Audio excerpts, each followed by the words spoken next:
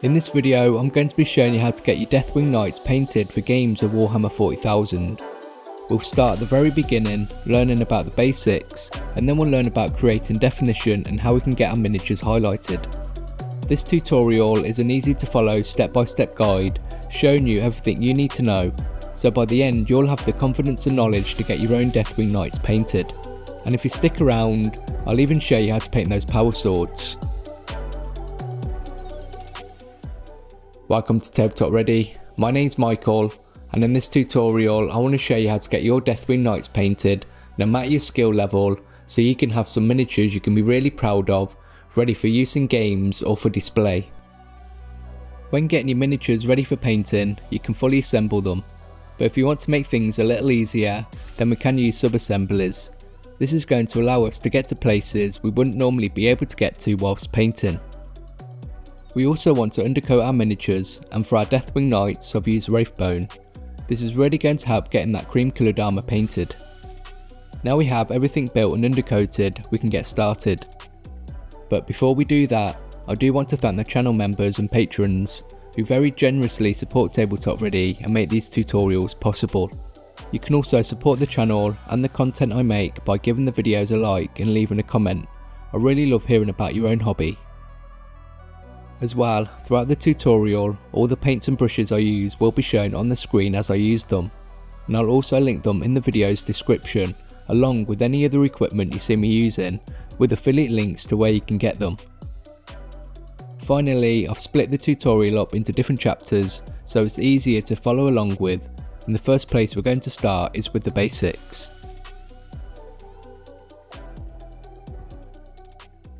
The best place to start when painting your miniatures, and the first thing we're going to do, is to get all of our base colours painted on our Terminators. This is going to let us get our head around the basics so we can actually learn to use and work with our paint. Our first base colour we're going to paint is Screaming Skull for the bone armour of the Deathwing. This is the main reason we wanted to use a Wraithbone undercoat, as this has let us go straight to using such a light colour and keeping it vibrant. And so we achieve best results whilst we paint. We always want to make sure to thin our paints, and I find using an equal amount of water does the trick. As well, I like to remove excess paint from the brush on some paper towel first, which helps give us more control over how much paint is deposited. Something else we want to do when painting is to keep our brush moving and avoid going over any areas we've already painted, to prevent creating any unwanted texture whilst the paint is still drying. And once you're done, because we thinned our paint, you'll see it hasn't covered very well, so we will need to paint another layer using the same process. Painting in multiple thin layers like this means we can get a strong base colour without losing any details. Keep building up your layers until you have a solid colour to work from. This is going to really help with the look of our miniatures. The reason we want those solid base colours is because any shading and highlighting we do later will contrast better and stand out more. If we have any patchy areas with an uneven finish, it can be very distracting. So now you've got your solid base colour for the bone armour painted, you'll have had enough practice and gotten a feel for painting, which means we can move on to getting all of our other base colours painted. The next colour we want to paint is going to be for the robes, and for these we want to mix an equal amount of Caliban Green and Warpstone Glow.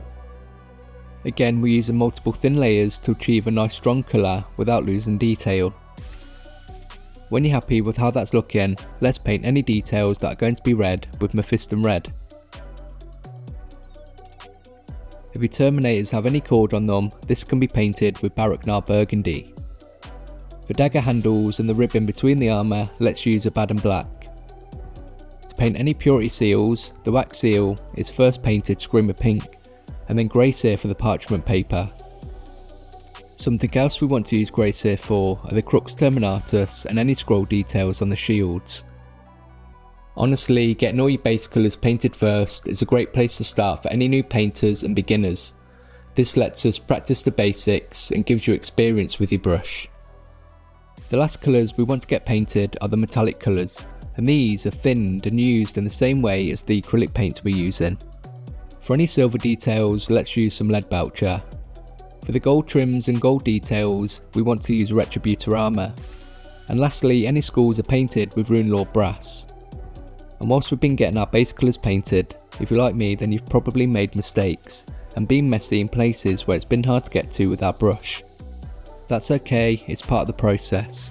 We just need to spend some time neatening up and cleaning up those mistakes with our base colours. We've now gotten all of our base colours painted, making sure we've also tidied up any messy areas and mistakes.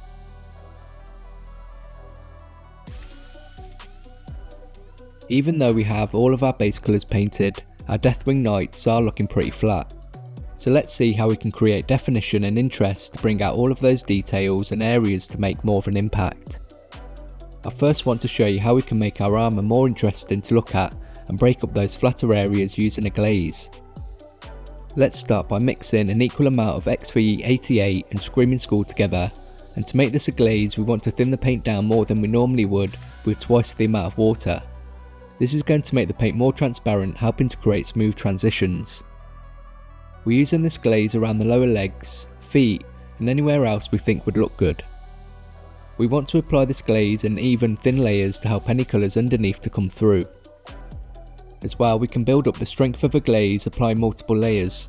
Just make sure to let each layer fully dry first. We can go back in using a Screaming Skull glaze, which was our base colour, and work this glaze in the opposite direction to create a smoother transition. Glazing is one of my most favourite techniques, and we shouldn't avoid it just because we believe we should be better at painting first. It's a very achievable skill with plenty of practice, even for beginners. Another way we can create interest in our bone armour is with a wash. This is going to create those different tones and colour variations, but in a less controlled way than our glaze. To make the wash we want to thin down 1 part Skeleton Horde's contrast with 8 parts contrast medium. We want a thin wash because we don't want to lose that light bone colour. When applying the wash we want to use enough to cover an area comfortably and avoid any pooling in areas we don't want it to. If you do see this happening, we can use our brush to remove any excess we don't want. And once you've let this wash completely dry, you'll see how it's helped to create that interest. Now we want to work on creating definition to bring out all those details, and for this I'm going to show you how to recess shade, which involves applying our paint or a shade directly into recesses and around details. Let's do this for the armour using XV88, which we still want to thin down like we normally would. Doing a recess shade is a more controlled way of creating definition than an overall wash, so we don't affect any base colours or work we may have already done. Take your time doing this, and if you make any mistakes, it's okay to neaten up with your Screaming Skull base colour. There's no one way to create that definition or interest on our miniatures, and it's always worth spending that extra time thinking about the techniques and methods that we want to use depending on the details and features that we're working with. Now we've learned how to create definition and interest, let's do the same for the rest of the details and areas. And something that's going to really work well for our Deathwing Terminators is using shades to create our definition. The shade we're using is Nuln Oil, and this is applied in the exact same way as we applied our wash. We want to apply this over our red details, Crux Terminatus, cords, and finally any silver details we painted using lead belcher. For the gold details and brass skulls, we also want to use a shade, but this time we want to use Reikland Flesh Shade. With those shades now dry, we've now learned how to create definition, and we can move on to the next part of the tutorial where I'm going to teach you all about highlighting your miniatures.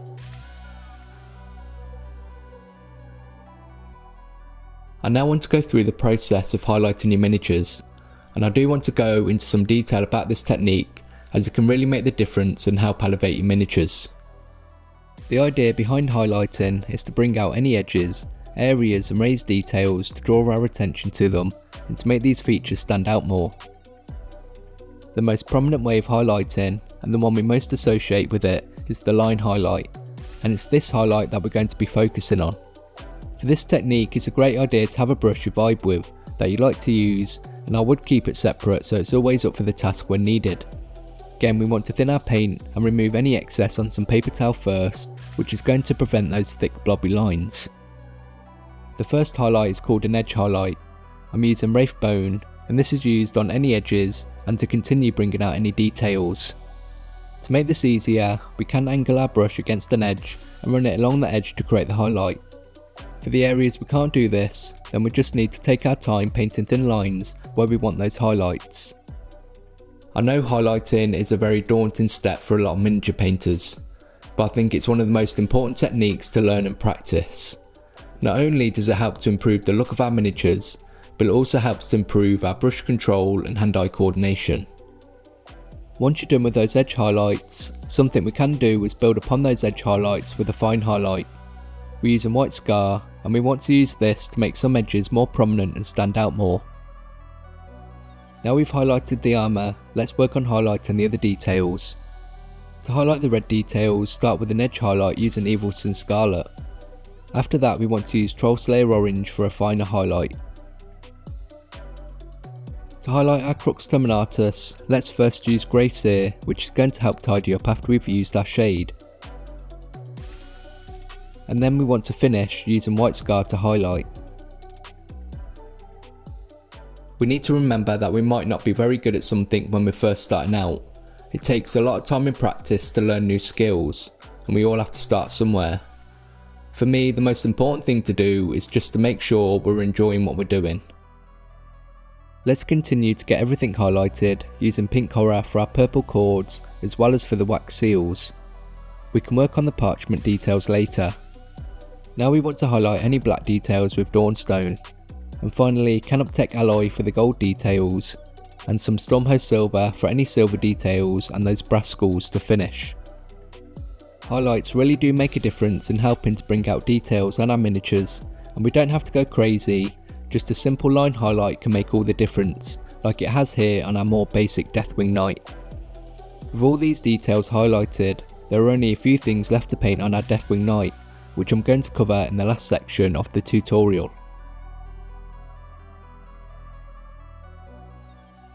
You should now have a better understanding of all the skills and techniques needed to get your Deathwing Knights painted.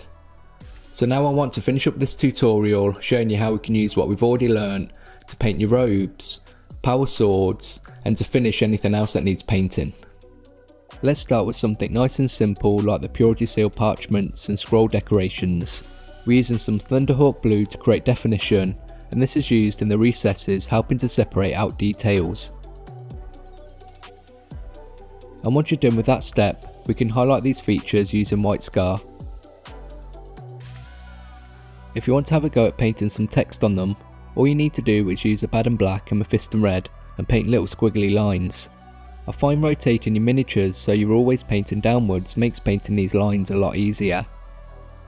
Before we move on to getting our robes and power sword painted, we can finish the armour adding character with some chips along some of those edges using Rhinox hide. Try not to overdo this step as it can overpower all the work we've already done. Let's also make sure to paint all those rivets around your miniatures. It's a small thing, but it really does make a difference in adding character and interest. It's always worth spending that extra time and effort painting those extra details and cool effects, and it's these that are really going to elevate our miniatures, and for me it's the more fun part of painting. When we come to paint our robes, we're actually starting from a mid-tone. So the first thing we want to do is use Caliban Green in the recesses and shallow areas. After this we want to lighten the raised folds and edges using Warpstone Glow. We can then finish our robes using Scarsnake Green to highlight. Now the robes are all done, we can move on to painting our power swords. Painting the power swords involves using our newfound glazing skills to create gradients along the blade. But first we need to paint our base colour using Administratum Grey, and this is going to give us a great mid-tone to work from. With the base colour painted, we can start on the darker tones of the gradient using a Thunderhawk blue glaze, and we want to glaze this on alternating sides of the blade that are roughly the same length. Smooth this out with an Administratum Grey glaze. Now we're going to be using a Dark Reaper glaze to continue the gradient. Try and work the glaze towards the centre where we expect it to be darkest. Again, we're always smoothing things out with the colour we're transitioning from. Now we're going to be glazing a Baden Black where we want our gradients to be darkest. When you're happy with how that's looking, we want to work on the lighter part of our gradient, with a Northwind grey glaze to finish these gradients. Finish your power swords highlighting the edges with white scar, painting a couple of lines across the blade to give the impression of reflection. If you want to keep it simple, let's focus on the power nodes, painting them with Sotek green. We can create a glow around our power nodes using a thematic blue contrast. After that's dried, paint a line highlight around the edge using blue horror. This can be done to our glazed power swords as well, to add that extra interest. And finally, we need to get our lenses painted, starting with Mephiston Red. We then want to paint a line of Fire Dragon Bright along the bottom of each lens. And the last thing to do to finish the lenses is paint a dot of white scar in the rear corner of each lens. I really do enjoy painting any kind of Terminator, as they're one of my most favourite looking units in the 40k universe. And these Deathwing Knights are even better because they've got so much character and so many interesting details to paint. And they're a great project for anyone just looking to improve their miniature painting skills. So let's see how they turned out. Before we see the reveal, I do want to say a massive thank you to Michael, who has recently become a supporter on the channel. If you want to support the channel as well and the content I make, then you can do that by becoming a channel member or joining the Patreon.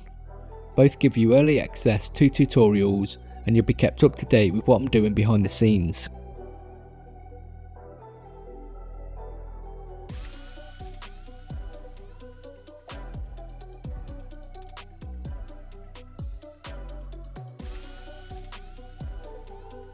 Our Deathwing Knights are now finished, and I hope I've been able to give you the confidence and knowledge to get your own painted.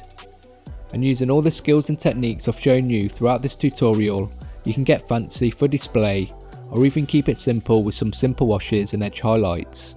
Just remember to have fun and keep painting. If you enjoyed this tutorial, then let me know by leaving a like and let me know in the comments below. I've got plenty of other tutorials on the channel, including dedicated videos to help you get your miniatures ready for painting, as well as helping you get better at highlighting, so make sure to go and check those out. I really enjoy making these tutorials and I hope you find them useful. Make sure to subscribe if you don't want to miss out on future content, and I'll see you in the next video.